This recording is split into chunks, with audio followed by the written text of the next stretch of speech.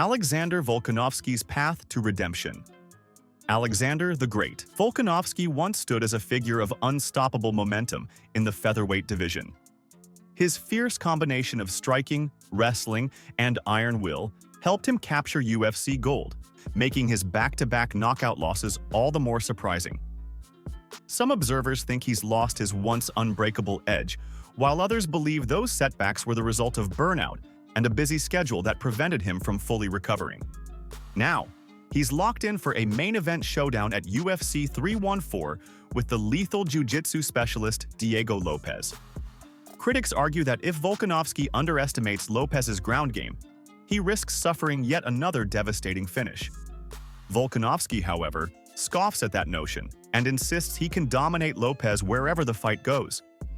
He claims his recent time off has rejuvenated him both mentally and physically, making him more dangerous than ever.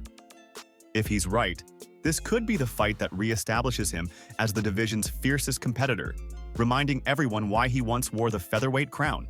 Magomed Ankalaev's rise and Cormier's high praise. While Volkanovski prepares for a possible revival, Magomed Ankalaev is basking in newfound acclaim after UFC 313. He faced off against Alex Potan Pereira, a striking virtuoso who dismantled many opponents with ruthless precision. Yet Ankalaev managed to keep Pereira on the defensive through relentless takedown feints, even though he didn't land many clean shots. The psychological warfare prevented Pereira from unleashing his full arsenal. Daniel Cormier praised Ankalaev's strategy, calling it a textbook example of how to weaponize wrestling without necessarily completing the takedown. By making Pereira fear a level change every time he inched forward, Ankalaev controlled the pace and forced the striking specialist to fight hesitantly. The question looming now is whether Pereira can adapt if they meet again. Will he find a way to let his hands go while neutralizing the threat of a takedown? Or has Ankalaev exposed a significant vulnerability in his style? Paddy Pimblett's skepticism and the Chandler showdown. Paddy Pimblett often feels the MMA community underrates his skills, chalking up his success to fan hype and a flashy persona. But at his core, Pimblett is determined to prove he can handle the sport's elite. He'll get that chance when he steps into the octagon with Michael Chandler, an established veteran who is tangled with Dustin Poirier, Charles Oliveira, and other former champions. A win here would silence a lot of critics. Pimblett claims he's tired of being pigeonholed as just another loudmouth fighter. He's aiming for a top 10 ranking and envisions himself on a fast track to title contention. By calling out names like Islam Makhachev and Ilia Topuria, Pimblett is signaling he's ready to crash the upper echelon. However, Chandler is a serious hurdle, a well-rounded fighter with knockout power and a solid wrestling background. Overlooking him could lead to a humbling defeat. Still, Pimblett's self-assuredness might be exactly what he needs to survive the grueling test ahead. He thrives on the pressure of being doubted. If he emerges victorious, fans may finally see him as a legitimate contender rather than a mere showman. If he falters, though, the chorus of naysayers will only grow louder, raising questions about whether he can truly hang with the division's best. Michael Bisping's doubts about Alex Pereira. Few fighters in modern MMA carry the aura of Alex Pereira. Known for his thunderous knockout power, he once seemed poised to dominate anyone in his path. At UFC 313, however, his striking brilliance took a backseat as he struggled against Magomed Ankalaev's continuous wrestling threats. Watching from the sidelines, Michael Bisping didn't hold back his criticism, labeling Pereira's performance lazy. Bisping argued that an elite striker can't simply play defense for 5 rounds. He believes that true dominance requires imposing your will, even if you're up against a strong grappler.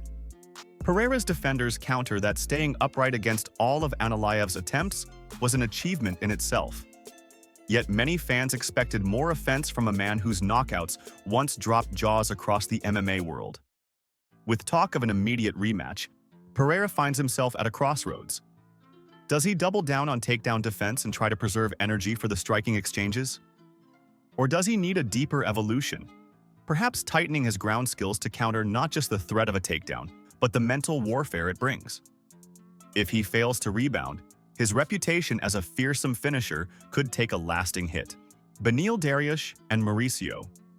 Ruffy, the spinning kick. Aftermath UFC 313 also produced one of the most spectacular finishes of the night, courtesy of Mauricio Ruffy. His spinning wheel kick KO against King Green lit up social media, instantly making him a fighter to watch. Eager to keep momentum on his side, Ruffy called out Beneil Dariush, a well-respected lightweight known for his calculated grappling and striking defense.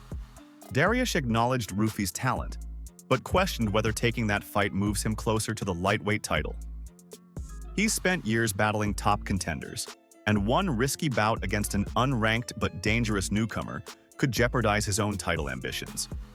For Ruffy, defeating a name like Dariush would be a rocket-fueled rise up the rankings, giving him the credibility he needs to chase bigger matchups.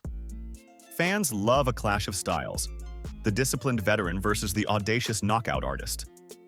While the UFC hasn't confirmed anything yet, there's a growing sense that if Ruffy scores another eye-popping finish, Dariush, and everyone else, may find it impossible to ignore him.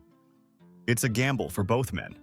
One could lose a shot at the title, and the other could gain an explosive breakthrough in a packed division. Tom Aspinall teases Jon Jones fight news. Finally, in the heavyweight division, Tom Aspinall has let slip that a mega fight with Jon Jones may be closer than anyone thinks. After Jones claimed the heavyweight crown, fans speculated whether Alex Pereira might jump divisions to challenge him. That rumor fizzled once Pereira stumbled at UFC 313. Now all signs point to Aspinall as the likeliest opponent for Jones.